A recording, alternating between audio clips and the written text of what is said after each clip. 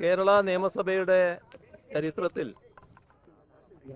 ആദ്യമായാണ് ഇത്തരത്തിലൊരു സംഭവം ഉണ്ടാകുന്നത്.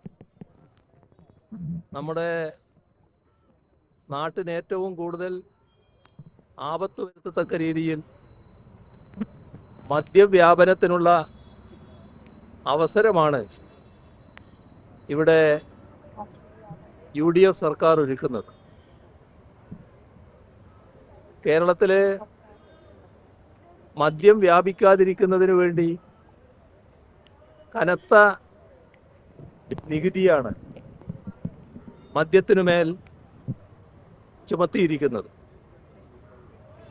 ഇവിടെ ഇപ്പോൾ ചെയ്തിരിക്കുന്നത് അങ്ങനെ ചുമത്തിയ മദ്യനികുതിയിൽ 130% ഇളവ് അനുവദിച്ചുകൊണ്ട് പുതിയ രീതിയിൽ മദ്യവ്യാപനത്തിനുള്ള സൗകര്യമാണ് ഒരുക്കുന്നത്.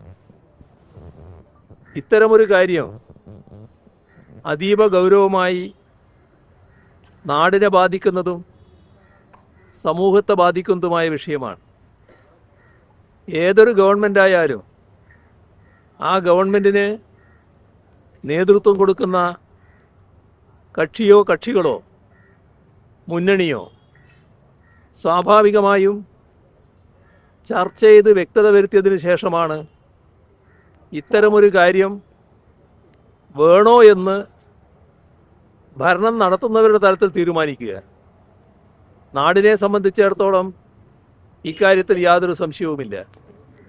കാരണം മദ്യനികുതി കുറച്ച് 130%-ലധികം നികുതി കുറച്ച് നാട്ടിൽ മദ്യമൊഴുക്കുന്നതിനോട് ഈ നാടിൻ്റെ ഭാഗമായുള്ള ആബാലവൃദ്ധം ജനങ്ങളും എതിർക്കും എന്നത് തന്നെയാണ് വ്യക്തം. പക്ഷേ അവരവരുടേതായ കാരണങ്ങളാൽ ഇത്തരമൊരു നികുതി കുറവ് മദ്യത്തിന് വരുത്തണമെന്ന് ഭരിക്കുന്ന കക്ഷിക്കോ മുന്നണിക്കോ തോന്നുന്നുവെങ്കിൽ അത് അവരുടെ തലത്തിൽ ചർച്ച ചെയ്യേണ്ടതാണല്ലോ. ഇവിടെ കാണുന്നത് ഇതേവരെ അത്തരമൊരു ചർച്ച ഇന്ന് കേരളം ഭരിക്കുന്ന UDF നടത്തിയിട്ടില്ല എന്നാണ്. മാത്രമല്ല എക്സൈസ് വകുപ്പ് കൈകാര്യം ചെയ്യുന്ന മന്ത്രിയുടെ പാർട്ടി, മുഖ്യമന്ത്രിയുടെ പാർട്ടി, ആ പാർട്ടിയും ഇതുമായി ബന്ധപ്പെട്ട് ഒരു ചർച്ചയും നടത്തിയിട്ടില്ല എന്ന് തന്നെയാണ് വ്യക്തമാകുന്നത്.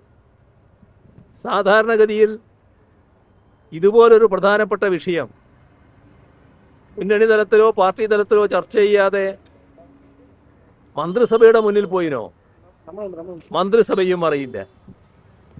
ഇതെല്ലാം വിചിത്രമായൊരു കാര്യമാണ്. കേരളത്തിൽ ഇതേവരെ ഇത്തരമൊരു മദ്യ ഒഴുക്കിനുള്ള സാഹചര്യം ഒരു സർക്കാരും ഒരുക്കിയിട്ടില്ല എന്നുള്ളതാണ് നമ്മുടെ അനുഭവം. എന്താണ് ഇത്ര ധൃതി? എന്തുകൊണ്ടാണ് ഇത്ര കടുംപിടുത്തം ഇക്കാര്യത്തിൽ മുഖ്യമന്ത്രിയുടെ ഭാഗത്തുനിന്നുണ്ടായിരിക്കുന്നത്? നേരത്തെ ഈ പ്രശ്നം ചർച്ച ചെയ്തപ്പോൾ അന്ന് മുഖ്യമന്ത്രി വ്യക്തമാക്കിയിരുന്നത് ഞങ്ങൾ രാഷ്ട്രീയ തലത്തിൽ ചർച്ച ചെയ്തതിന് ശേഷം മാത്രമേ ഇതുമായി ബന്ധപ്പെട്ട നടപടികളിലേക്ക് കടക്കൂ എന്നാണ്. നോക്കണം, ഇന്ന് ഫൈനാൻസ് ബില്ല് കേരള അസംബ്ലിയിൽ അവതരിപ്പിക്കുന്നു. ആ ബില്ല് അവതരിപ്പിക്കുന്നത് ഈ ഉദ്ദേശത്തോടെയാണ് എന്ന് കണ്ടുകൊണ്ട് തന്നെ സഖാവ് KN ബാലഗോപാൽ ഒരു ക്രമപ്രശ്നം അസംബ്ലിയിൽ ഉന്നയിച്ചു. അതിതുമായി ബന്ധപ്പെട്ടതാണ്. അതിന് മുഖ്യമന്ത്രി പറഞ്ഞ മറുപടി ഇത് നടപ്പാക്കാൻ പോകുന്നു എന്നുള്ള തരത്തിൽ തന്നെയാണ്. അപ്പോൾ നില വ്യക്തമാണ്. ഏത് എതിർപ്പുണ്ടായാലും ഇത് നടപ്പാക്കണമെന്ന വാശിയിലാണ്. എന്താണ് ഇത്ര വലിയ നിർബന്ധത്തിനും വാശിക്കും ഇടയാക്കിയത്? സാധാരണഗതിയിലുള്ള ഒന്നും അതിന് കാണാനാവില്ല. അവിടെയാണ് അഴിമതിയുടെ പ്രശ്നം വരുന്നത്. എന്താണ് ഈ കാര്യത്തിൽ ഗവൺമെൻറ്റിന് വ്യക്തമാക്കാനുള്ളത് എന്നത് ദുരൂഹമായിട്ടിരിക്കുകയാണ്. തീർത്തും ദുരൂഹമായ സാഹചര്യത്തിലാണ് ഇത്തരമൊരു നടപടിയിലേക്ക് കടന്നിട്ടുള്ളത്. അതുകൊണ്ടാണ് നിയമസഭയിൽ ഈ പ്രശ്നങ്ങളോട് ഒരു മുട്ടാപ്പോക്ക് നയം സ്വീകരിക്കുന്ന മുഖ്യമന്ത്രിയുടെ നയത്തിൽ നിലപാടിൽ പ്രതിഷേധിച്ചുകൊണ്ട് ഞങ്ങൾ സഭ ബഹിഷ്കരിക്കുന്നതിന് ഇടയായത്. കാരണം സഭയെ സഭയുടേതായ രീതിയിൽ അംഗീകരിക്കാൻ, സാധാരണ പാർലമെൻ്ററി നടപടിക്രമങ്ങൾ വെച്ച് അംഗീകരിക്കാൻ തയ്യാറാകുന്നില്ല എന്നതാണ്. എപ്പോഴും നിയമസഭയാണ് ഇത്തരം കാര്യങ്ങളിൽ പരമാധികാരിയായിട്ടുള്ളത്. നിയമസഭ ഇവിടെ ചെയ്തിരിക്കുന്നത് നിയമസഭയിൽ ഇങ്ങനൊരു കാര്യം കൊണ്ടുവന്ന് പിന്നെ എക്സിക്യൂട്ടീവിന് നടപ്പാക്കാനുള്ള അവകാശം കൊടുക്കുകയാണ്.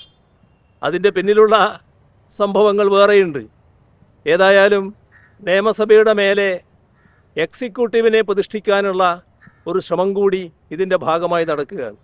അപ്പോൾ അതിലൂടെ വലിയ തോതിലുള്ള അഴിമതിക്ക് അവസരമൊരുങ്ങും എന്നതാണ് നാം കാണേണ്ടത്. കൃത്യമായ മദ്യത്തിൽ എപ്പോഴും ലേലം വിളിയാണല്ലോ നമ്മൾ കാണാറുള്ളത്. അതുമായി ബന്ധപ്പെട്ട കാര്യങ്ങൾ നമ്മുടെ നാട്ടിൽ വ്യാപകമാകാൻ പോകുന്നു എന്നതാണ്. അഴിമതിയുടെ തുടക്കം കുറിക്കുകയാണ്. തുടക്കത്തിൽ തന്നെ വൻ അഴിമതിയുമായിട്ടാണ് ആരംഭിക്കുന്നത് എന്നതാണ് ഞങ്ങൾ ഇത്തരമൊരു പ്രതിഷേധ രീതി സ്വീകരിക്കാൻ ഇടയാക്കിയത്.